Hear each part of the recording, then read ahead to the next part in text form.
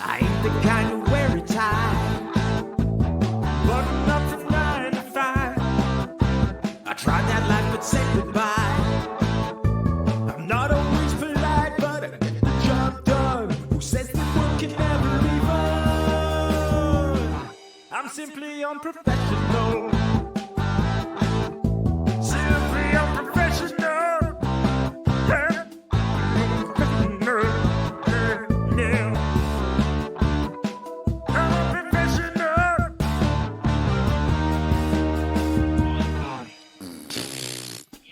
Good evening, everybody. Welcome back to another episode of Simply Unprofessional. I'm your host, Webby. I am all by myself today. I'm going to be speaking a little softly. Rob is in the other room streaming. James, Rob, B, and a few others are playing Overwatch currently. I believe B and Rob are both streaming, actually.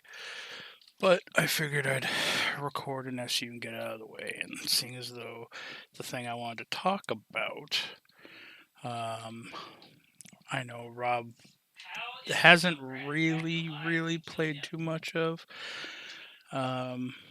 is a new game on Steam. Well, newish. It's called Wartales. Now, Wartales is technically, I guess it would be considered a tactical role-playing game. It's an open world RPG. The basis of it is you lead a group of mercenaries, and you just travel the world in search for wealth across a massive medieval landscape. You can explore, recruit new members, and even animals. Collect bounties from bounty boards and job boards in various towns, and even go essentially dungeon diving into like tombs and learn history and lore and earn some pretty epic weapons and items that way. Now, the storyline technically is that there is an empire, the Edoran Empire, and it's about a century after that empire has fallen at the hands of an unprecedented plague that swept the nation. So people are, there are plague victims, and I know one of the things that you have to do is in each zone you go through and you can clear out like plague rat nests. Now the land is rife with mercenary work, banditry, thievery, with honor having become an almost entirely forgotten virtue. Now prepare to lead a group of unscrupulous characters in a massive open world where combat, death, and a thirst for riches will dictate your day-to-day life. You are not the hero of this story, destined to usher in the new era of peace. Your goal is solely to survive, thrive, in the harsh and hostile world by any means necessary. So that is something I wanted to touch upon. Is in the where was it? The development. If you, according to the Wikipedia, so Wartales was developed in France. It was developed by Shiro Games and published by Shiro Unlimited. And the developers wanted to avoid forcing quests on players. So one of their design goals was to make it possible to decline any quest and avoid having any quests automatically added to your quest log. They found games like Skyrim more enjoyable when ignoring essentially the main quest lines, which inspired them to not implement one in their game, which some people might say, oh, well, what's the point of especially an RPG, if you don't have a main quest line? Instead of progressing through, a main story, they wanted you to focus on surviving the harsh world and giving you as much freedom as possible. So with that, essentially, like I said, you're in charge of a group of mercenaries. Now, that doesn't necessarily mean that you're bad or that you have to be bad. You're not bandits technically.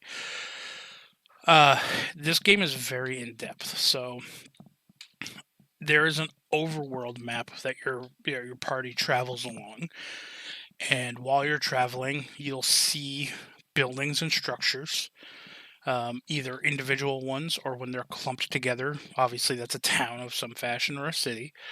You will see guard patrols walking roads. You'll see wild groups of wild animals moving around in the woods. Um, Other bandits can ambush you if you're not careful. You can run into trade caravans. Now, one thing that I like about this is with it being so open. So, like, if you say you had some loot you wanted to sell, okay, you just got into a fight, you looted some stuff, you'll see a trade caravan, walking along the road. You can stop them, you can click on them, and then it'll minimize essentially the world map. It'll come up with a conversation script where it'll show you the trade caravan people, and it'll show you their inventory. They'll ask if you want to, buy any of their wares. You can sell stuff to them. Uh, if you have a thief in your party, you can. There will be an option to steal things, which we'll get into that in a moment.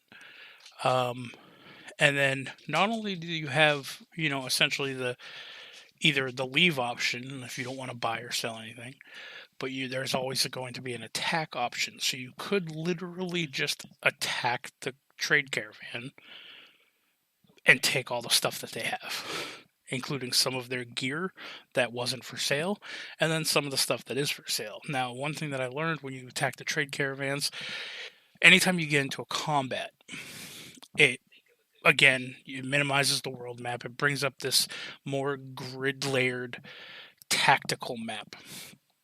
Um, I would compare it to something like Final Fantasy Tactics. Everything's in squares essentially. Um, each individual has a certain movement, so based off their movement, that's how many squares they can move.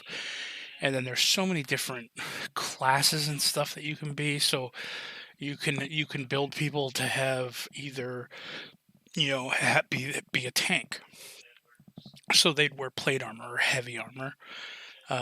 Usually wield a shield of some fashion, and then either a sword or a mace or an axe.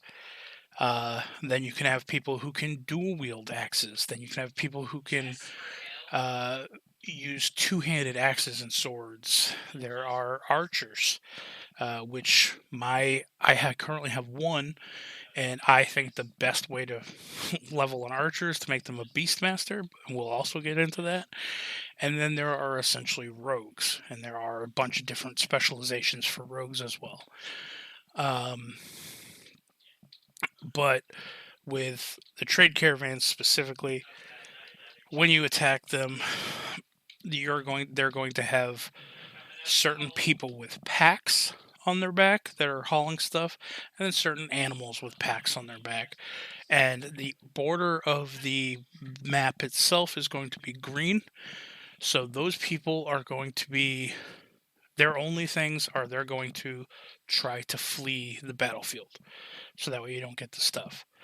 While the rest of the trade caravan, like other mercenaries, try to attack you and stop you. So you want to kind of prioritize them if you're strictly there for the gear. Now, attacking a trade caravan is going to earn you what they call suspicion. I believe it's an automatic 100 suspicion. No, that's if you attack the guards. But you do gain suspicion for attacking um, the trade caravans. Also, if you steal from anybody, or if you loot a chest that belongs to somebody else or whatever, you don't necessarily guarantee to get caught. You have to have a thief in your party. Um, Picking locks won't get you caught or earn you suspicion, only the thievery of it. And even then, certain chests you can unlock and steal stuff from inside as long as it doesn't have a little X next to it. If it has a little X, that means it belongs to somebody else. And if you steal it, it'll give you a little red number, like a range. So it'll give you like 30 to 60 suspicion. So, depending on what you steal or how much of it you steal, you will gain suspicion every time you steal something. Now, what suspicion does is obviously the higher your suspicion, the more the more trouble you'll be in if the guards catch you or see you. They'll become alert, so like the little guard symbols on the overworld map will become red, which means if you get too close, they will approach you. If they do approach you and you get caught, you can either pay them, essentially the fines that you owe for all the stuff that you stole. You can give back all of the stuff that you stole, or you can attack the guards. Now, attacking the guards earns you an automatic 100 suspicion. Now, for every time you think of it like Grand Theft Auto for people who have played that, kind of like the stars. You start off getting 1 star, then 2 stars, and then eventually military come. So once you get 100 suspicion, you get a star. 200 suspicion, another star. The higher your suspicion, the more frequent the patrols will be for the guards. The longer range that they'll have for seeking you out. Obviously, your fines will be higher. And eventually, if you do attack guards at a higher level, they'll have more guards each time you attack them. So eventually, your luck's going to run out.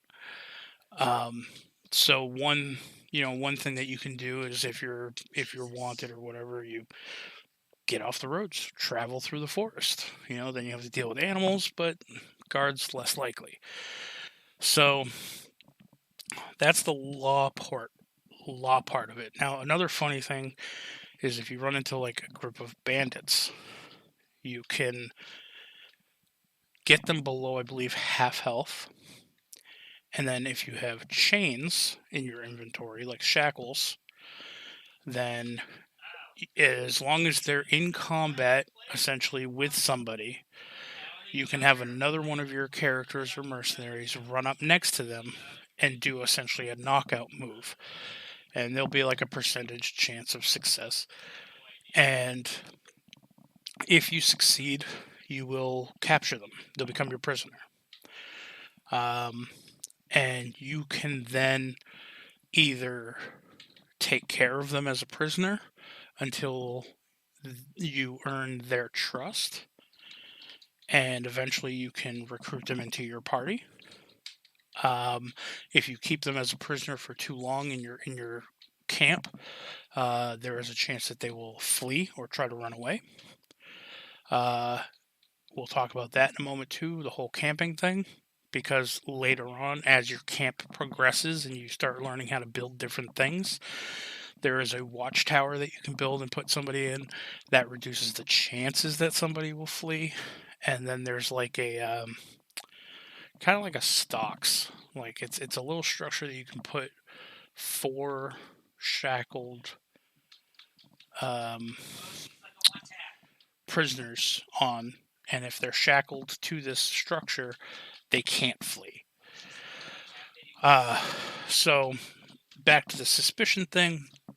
If you have prisoners in your party, you can find on the overworld in each zone, because there are different zones and different areas, like regions, you can find the jail for that region. You can go to the jail, even if you're wanted, and if you talk to the clerk, you can actually give the prisoners and put the prisoners into the jail, and it will reduce not only will you get paid per prisoner, I think it's like 80 gold per person that you give until their jail's full, obviously, but it will also lower your suspicion. I don't know if it's a percentage or if it's a flat number, but it's a good quick way to lower your suspicion if you're too wanted, I guess.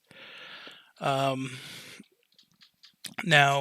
as in addition to having different types of mercenaries with different types of specialties, your mercenaries can have different professions. Like I said, you need a thief to be able to steal things and to pick locks. You can have a woodcutter, so that way if you find um, any type of structures that you visit, whether it be an abandoned tower or somebody's farm, whatever the case may be, you might find a wood pile with a chopping block next to it. You can right click on that and do a little mini game where you have to like essentially this green ring will shrink down into a gray one, and you have to click the button while it's inside the gray ring to chop wood. It's not considered stealing that way. And then your party can gain wood. You need wood to build various things. A tinkerer. Tinkerers are really good. They're mainly in charge of building all of the structures for your camp, along with they can craft saddlebags for your horses to increase carrying capacity, which you have to worry about. Um, it really boils down. It is technically a tactical role playing game, but it's kind of like a economy. I don't know what you would call it. It's kind of like an economy type game too, because you have to manage resources, you have to find resources to be able to build different things. You can get a blacksmith to help forge weapons and armor and shields. Um, and let's see, the woodcutter, blacksmith, tinkerer. You can get an angler, so you can go fishing and catch fish. You can get a cook, so you can cook said fish along with any other meat that you find. Um, I know I'm forgetting one. There's a bard, which I haven't figured out yet because I don't know where to buy the instruments. Uh, but you can essentially use a bard to, I guess, sing songs to, I'm guessing, to reduce the cost of staying at an inn. Um, but I mean, I usually just camp. Uh, though I guess camping does, it consumes a lot of your food every time you camp. Um, there's also not a journalist. What am I thinking of here?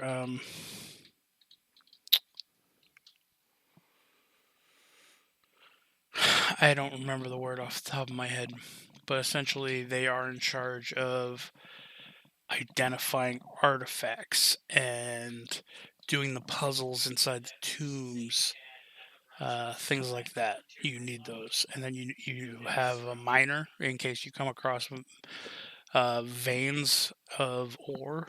Um, Not in the overworld specifically, but in other instances, like if you actually go into a cave. Anytime you see veins of ore in the overworld, you can just click on it. You'll be able to acquire that. You only get like 3. Um, and there might be another one, but I don't remember. Uh, so, with that being said, in addition to capturing prisoners with shackles, if you have rope and you fight animals, you can capture animals in the same fashion. You gotta get them below half health. You gotta successfully have them in combat, designated combat with somebody, and then have somebody else who's not run up and essentially knock the animal out. Um, there are all sorts of different types of animals that you can acquire doing this. Wolves, alpha wolves, bears. There's like 3 different types of hogs or pigs. There are mosquitoes apparently that you can get later on in the swamp area. I'm not that far in to the game. I'm only in the third region right now. Um, there are rats and mole rats and technically horses, but you don't come across wild horses. You have to actually buy the horses or win them um, in various different ways. Now, it's an understatement to say that this game is very in depth. Like there's so many things to consider and manage as far as this mercenary group. So with your camp, your mercenary group has happiness. If they fall below, I think 7, they'll start deserting and they'll leave. Um, every, I want to say 4 rests, you have to pay your mercenaries. Now there are skills that you can unlock that lower the amount that you have to pay them to make it more manageable. Um, and so every time you camp, you need to feed your troop. Some troop members might have dietary restrictions based off of random things that they have because each person has unique traits. So you might have a carnivore trait, you might have a vegetarian. If you have a wolf in your party or a bear, they're going to be considered carnivores. You need to at least have one source of meat every night for them to be happy. Um, Another thing, you get renown. And then so there are knowledge points that you can unlock. Now the knowledge points can be spent under a large variety of your jobs that you have. So there's blacksmithing, cooking, tinkering, uh, the general knowledge tab. There might be another one. But in any case, that's how you can unlock some of the recipes to learn how to make things. Another way to do that, like cooking, for instance, if you visit an inn where they have, you talk to the innkeeper, they'll generally sell some sort of food. They might have a recipe there. You can either buy the recipe and learn it without having to spend a knowledge point. You could steal the recipe, learn it without having to use a knowledge point. If you don't want to steal it and you don't have enough money to buy it and you have a knowledge point, you can just use the knowledge point to buy it to learn the recipe. So it's all about managing what you want to learn versus what you can find somewhere else, what you think you might be able to find somewhere else, what resources you think you might readily have available. So like if you learn how to make grilled pork, but you have a bunch of chicken, well, you're stuck with a bunch of raw chicken and not enough pork. Then you gotta go find and hunt down groups of wild boar. Try to get some pork. Things like that. Another thing, you get points. I don't remember what it's called. It's not knowledge points. It's like I don't think they're renown points either. Maybe they are, but it's for people who've played Civ. They're kind of like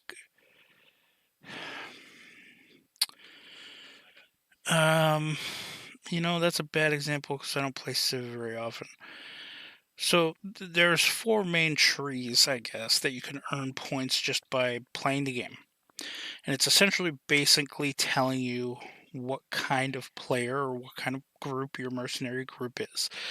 So doing things like making blacksmithing items or tinkering items or cooking eventually will earn you XP and not only level up your character and their profession, but give you eventually some points that you can redeem to go towards an overarching specialty XP.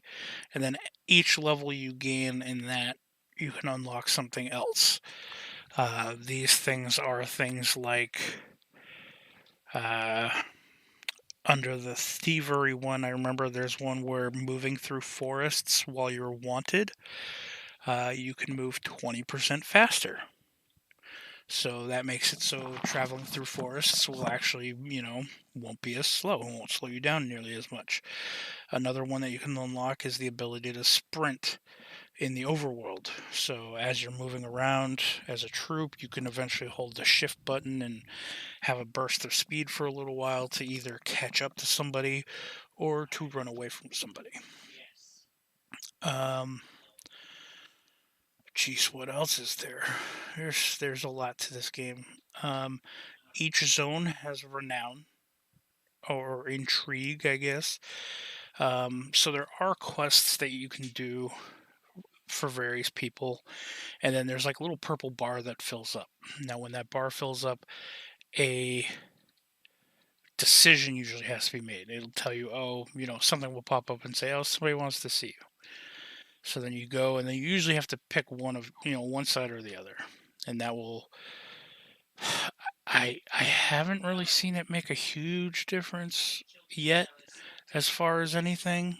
Um, like I'm not locked out of anything really. It's mainly a matter of if you feel compelled to help one side or the other, or if you just want to look at what they're rewarding you and choose based off of that. Um, Now, I'm going to bounce back for a minute for the animals. Alpha wolves and bears are so far the best that I've seen. Bears are awesome tanks. Wolves are great. Um, and I have 3 alpha wolves in my party and 3 bears currently. For anybody who know me, they obviously I'm going to have bears. Now, normally when you first catch an animal and they join your troop, you don't get to control them in combat. So when it comes to their turn in combat, they just do whatever they want to do, whether that's run away, whether that's run up somewhere you don't want them to go and start attacking somebody you don't want them to attack, whatever. They won't attack you, but they'll act on their own. Now, the reason why I say archers make great beastmasters is one of the talents. That's another thing we should talk about is talents. One of their talents is beastmaster, where it gives you the ability to now control, as long as the archer is in your party, you get to control all the animal companions in your party on their turns. So you get to decide what they do, where they move, what they attack, things like that, which is big help. Um, uh, there are different types of damage that you can do. Fire. Obviously, if you get set on fire, you're going to take fire damage. If somebody's burning and they attack you in melee range, you're going to get caught on fire too because they're on fire. There's poison. There's bleeding damage. Each class specialty has a talent tree. So every X amount of levels, you get to choose a talent that is unlocked for whatever class specialty you chose at the beginning. So you could have 2 archers built 2 different ways. I currently have 3 rogues in my party, and each of those rogues are built 3 different ways. So they have technically 3 different playstyles. It's a very, very in-depth game, and I highly recommend it. How many hours have I put into it on Steam so far? I haven't had it for too long. I've already put in 132 hours into this game. That's how much I've played, and I've only unlocked 36% of the achievements. Um, it's like I said, it's a really fun game. You find yourself getting lost, and it's not like you're having to trudge through and follow this quest line and getting lost, figuring out where you have to go next. You literally can go wherever you want, and your only worry is making sure that you can feed your troop, that you can pay your troop, and that you can keep your troop up and working. Um, Now, something else, and this is kind of the kicker, something else that you have to consider is there is an encumbrance in this game. Everything weighs something, and your group as a collective mercenary group has an encumbrance. That's just what the entire group can hold together. You can make certain things like the saddlebags for animals will increase their carrying weight by I think 10 pounds or 10% or something like that. Um, so you can't just sit there and hold on to all your resources all the time. Um, You actually either have to sell stuff or, you know, you might be able to store stuff somewhere. I think like I just unlocked like this ability to travel between places, between towns, as long as you've opened up that town's like uh stable station. I forget what it's called, but you essentially have to invest money to open up an area, and then you get a little box. I'm not sure if I can just store stuff in that box and then leave it there. So that way it's like, okay, well, I know that this is in a town. This is the town that I'm currently questing in, or this is it's in the region that I'm currently questing in. So I want to put all my ore in this box because, when you're in town, you don't have to worry about guards. You zoom in on a town map and then you can just go to the individual places until you leave the town and then you returns you back to the overworld map. But in any case, so that way if you're going to be blacksmithing stuff the next time you come into town, you could put all your ore into that box. It'll reduce a lot of your carry weight, so that way you can carry more stuff, sell more loot, or break it down. Uh, yeah, I'm not really sure what else. I highly recommend this game. It's a phenomenal game, especially if you like tactical role playing games. Um, and again, you get to control how this mercenary group works. If you want to be law abiding citizens and, never do wrong, you don't have to.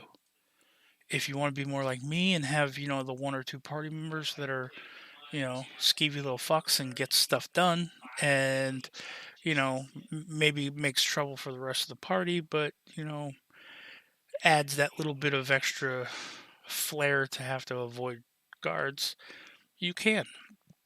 If you just want to be like that all out villainous people and just murder hobo your way through and loot and pillage everything, do it. There's nothing stopping you from doing any of that in this game. Um, so yeah, again, this was Wartales, and it's by Shiro Games, published by Shiro Unlimited. It's on Steam currently. Um, yeah, that's. I feel like there's probably a lot that I'm still missing to tell you guys, but I think I touched upon most of it. Happiness, feeding them will increase your happiness. Uh, you have a pool of like action points, I guess. They used to they're called valor points, I think. Where as a collective group, that's what allows you to do some of your special maneuvers per class, whatever your class specialty is. So, for instance, my Beastmaster Hunter, um, she has a bow, so she can just shoot her bow, and she can hit people. And that's her action. You get an action and a move, and then you might have some other actions that cost various amounts of valor points, either one or two currently, that you can also do if you have the valor points available. Like I said, the Beastmaster can shoot her bow. Mine is set up so anytime she kills somebody using the bow, you earn a valor point. Then she has a special ability where for one valor point, she can spend it and click on an enemy, and any allied animal companion that is adjacent to that enemy. So if you have just one, then that one animal companion will just take a free attack against the enemy. If you have that enemy surrounded with four animal companions, all four of them will take a swing for one valor point.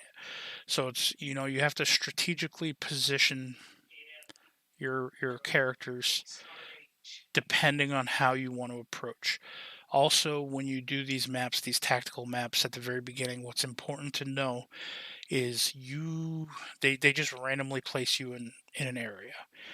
Um, you can move your characters around before you take an action, but the second you move a single character, like actually have them use their movement and action. All the other characters are locked in place. Essentially, combat has started. Um, so you can kind of position where you want certain people. If you have a group of enemies, if you're being flanked, and all your people are in the middle, you can have, if you notice that there's heavy hitters on the left side and kind of weaker people on the right, have your tanks positioned on the left side so they can take on the heavy hitters and maybe not, take more hits, and have all your DPS focused down the little people. I will say, if any of you do end up buying this game, focus down archers as fast as possible.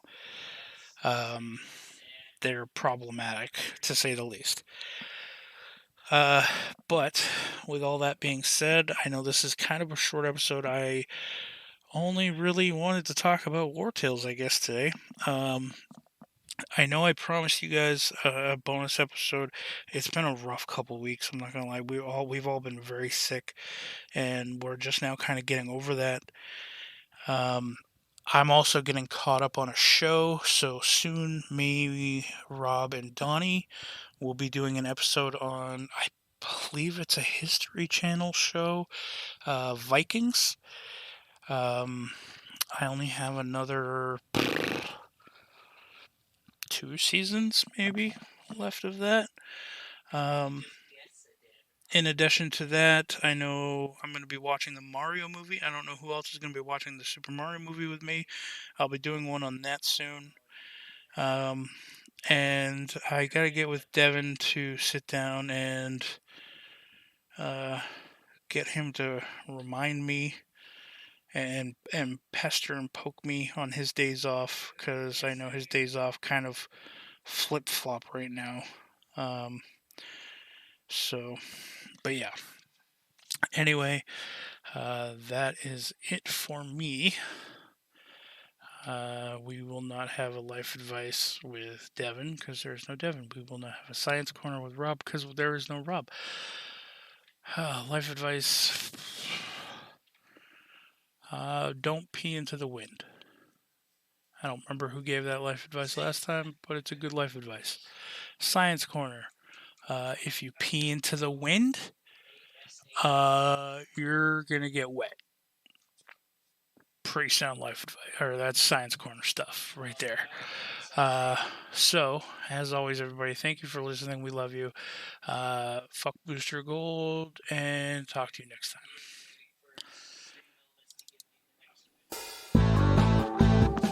Oh yeah, you guys can follow me on Twitter at Jack's Forest Walker, all one word.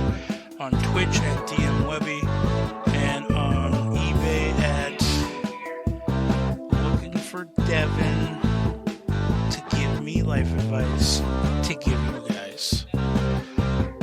Da-da.